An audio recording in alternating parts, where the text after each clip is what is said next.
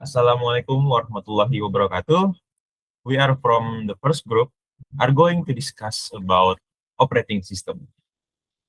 And our member such as Muhajir Alhamdi, Rajendra Nayaka, and me, Muhammad Zidan Al-Ghifari, are going to discuss all about it, about structure of operating system. And let's go to the first presenter is going to be Muhajir Alhamdi. The stage is yours.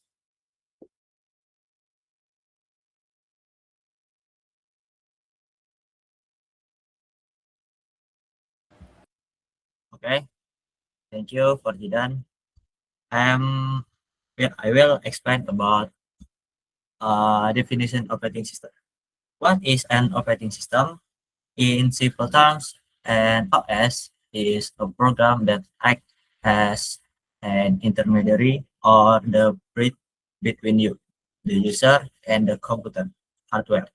Its main goal is to execute your program and make problem solving much easier.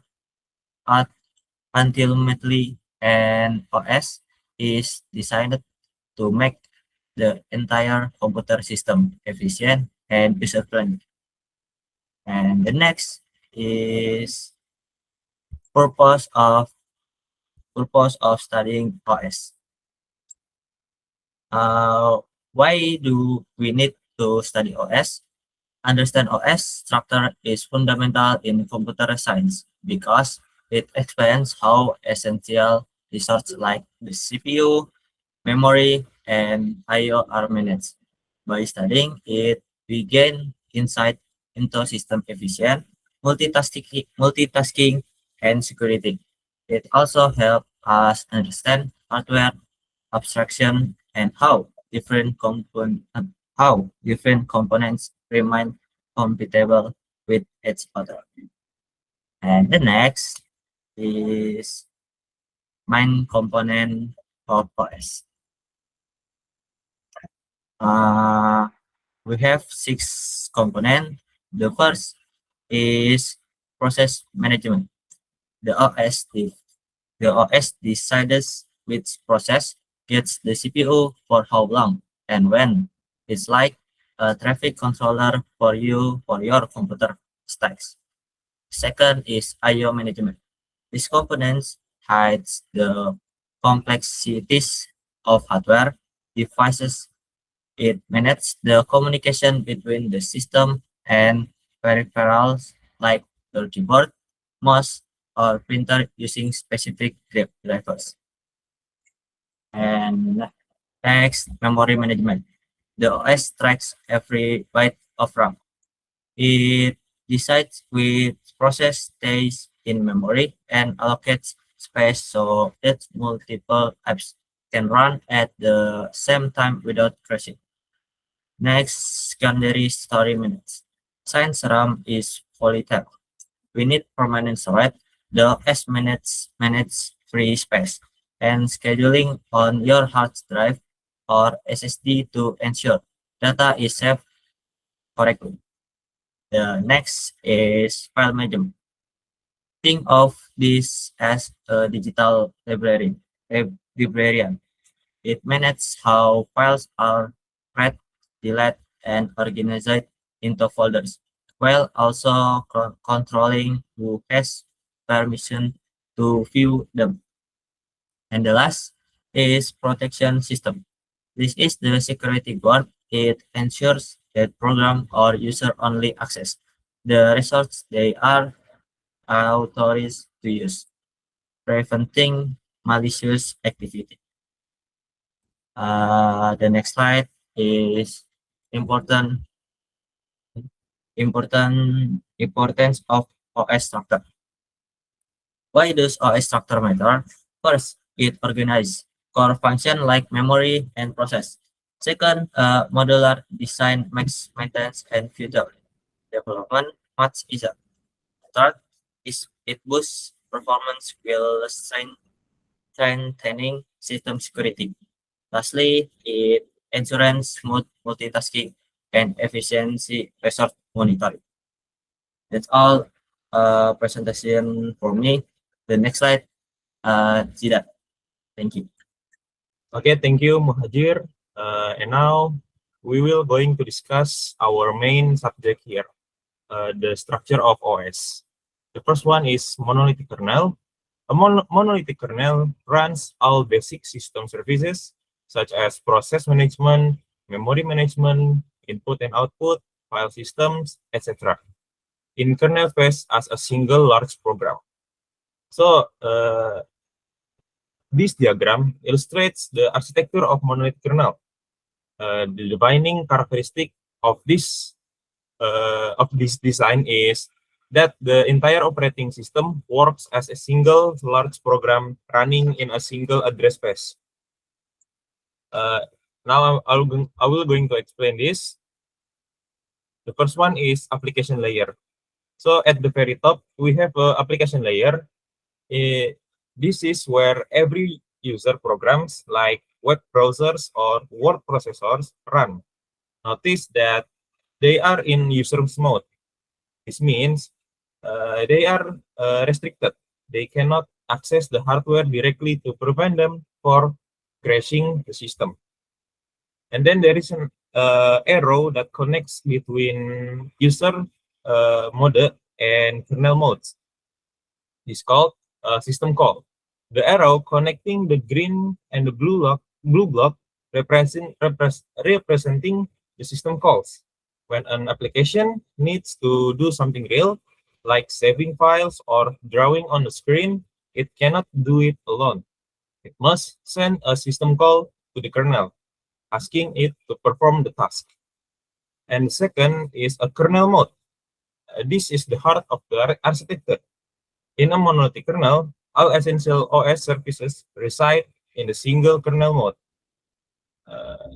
There are 4 main systems such as VFS or virtual file system and IPC that handle data structure and communication between process.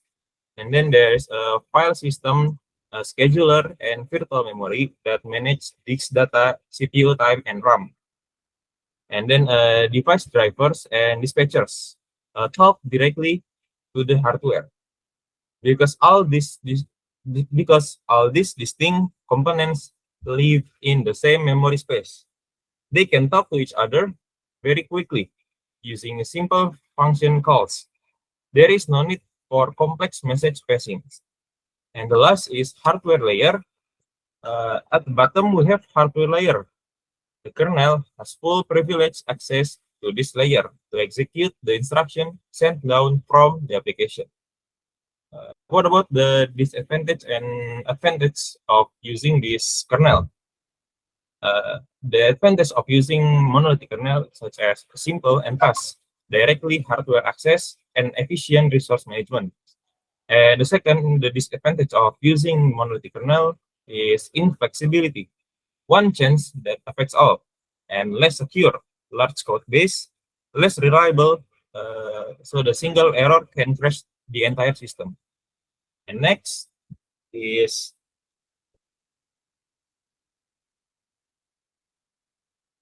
microkernel. A microkernel separates user services and kernel services into different space.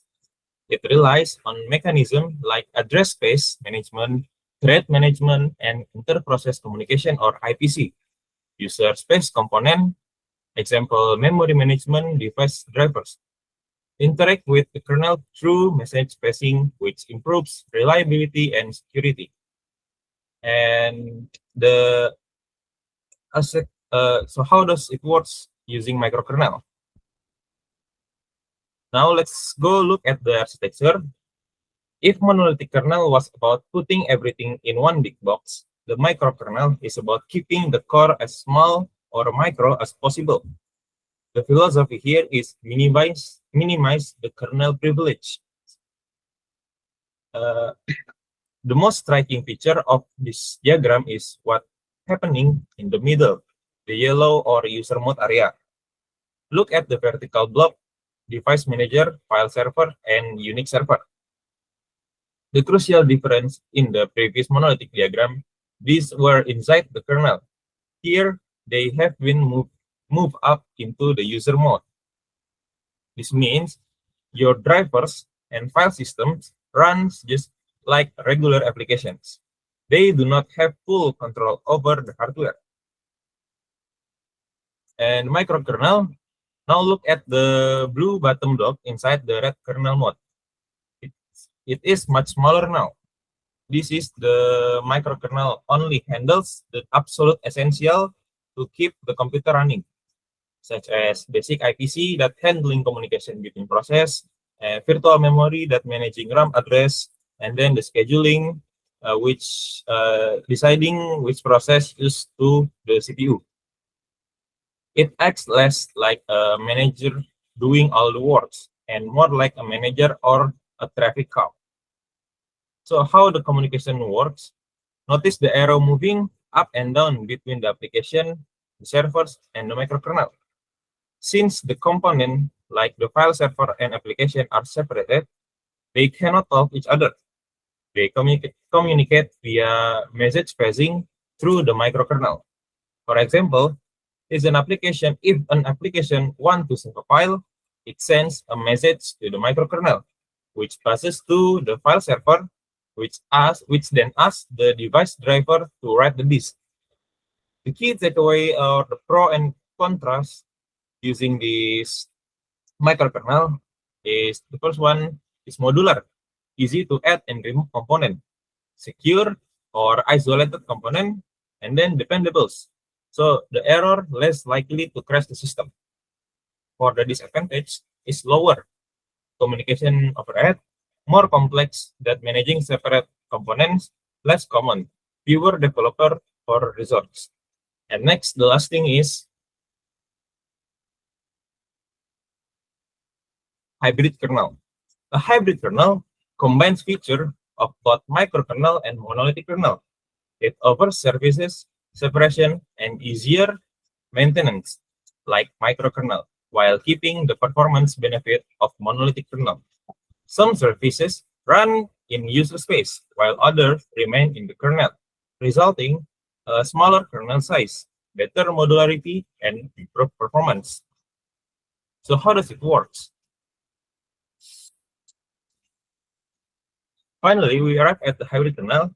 As the name suggests, this architecture tries to find the middle ground between the monolithic and microkernel design.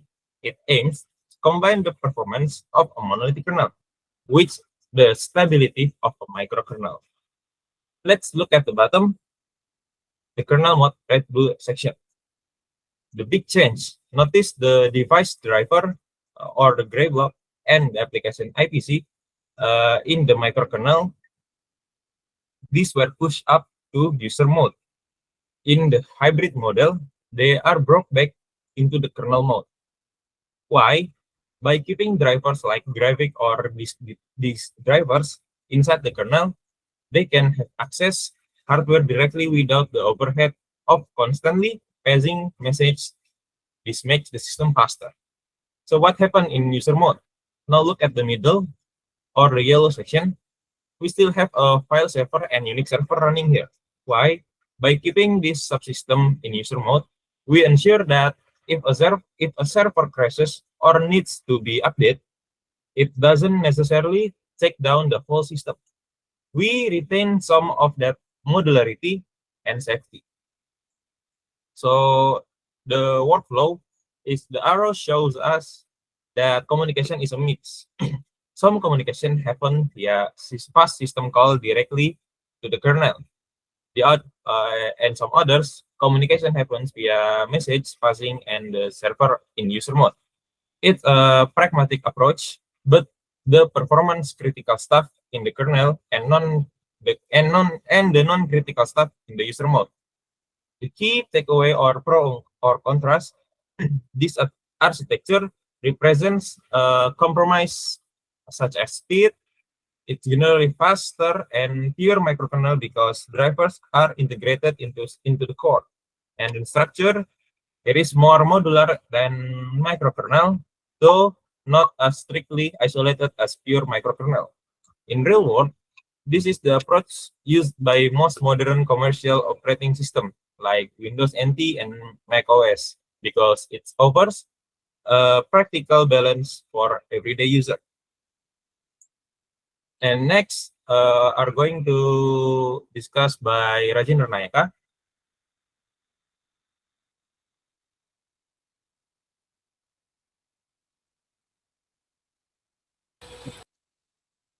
Ah, okay. Next, I would like to continue our presentation by discussing the monolithic kernel. Essentially, a monolithic kernel is an architectural approach where all the core operating system service run with a single address space known as the kernel space. In this design component-like process, management, memory management, and device driver work together as one unified programs. To give you some example, example OS, example one MS DOS legacy system, and two Linux modern but modular monolithic kernel. Expansion in a monolithic kernel, a core system service, memory management, file system, device driver, process management, run in kernel mode. And two, for example, in Linux, hardware drive, file system, x4xfs, and process management are all contained within a single kernel space, where is used when we run the is command Linux. The kernel is directly handles request to the file system talk in a great kernel function. Next, moving on the second topic, microkernel. Unlike the monolithic approach, a microkernel is designed to be as minimal as possible. In this architecture, the kernel only run the most essential core service in kernel mode, such as memory management, inter-process communication, IPC, and CPU management. Everything else, like drive, file system, and device manager, is moved out of the kernel and run is the user space server.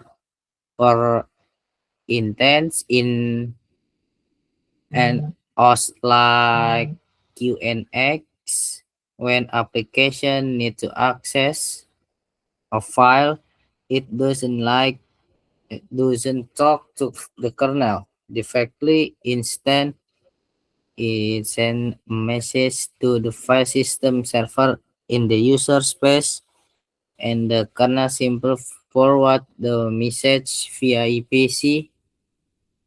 Some notable example of microkernel OS are Minix 3, Minix 3, QNX, which is widely used in cars and embedded system, and GNU Hard.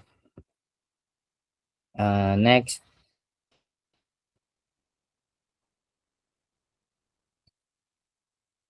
moving on the third slide, we have the hybrid kernel.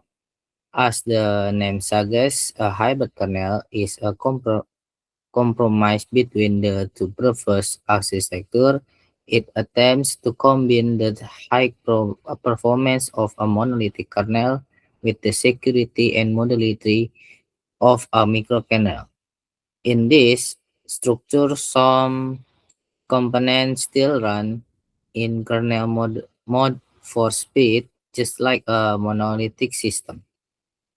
However, other services are split using a microkernel like concept to improve stability. A great example of this is Windows NT, including Windows 10 and 11. In Windows core function like memory and process management run in kernel mode, yet it use a client-server model similar to a microkernel for its communication subsystem like Win13.2.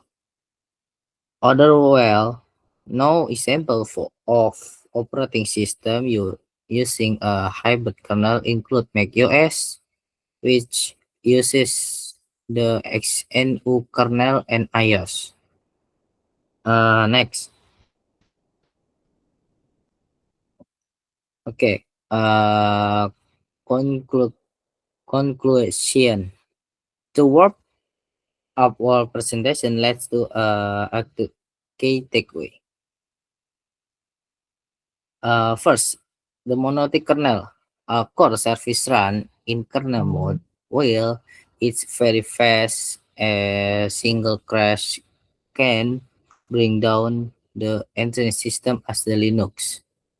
Number two, the microkernel, it only keeps a small core in the kernel, moving other service to the user space.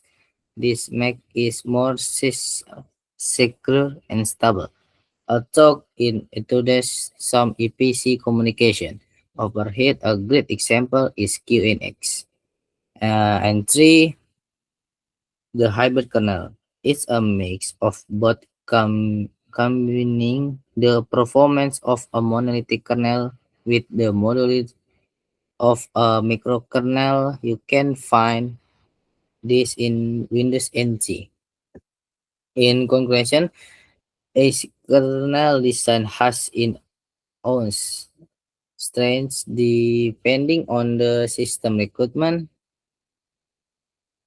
Nah, next.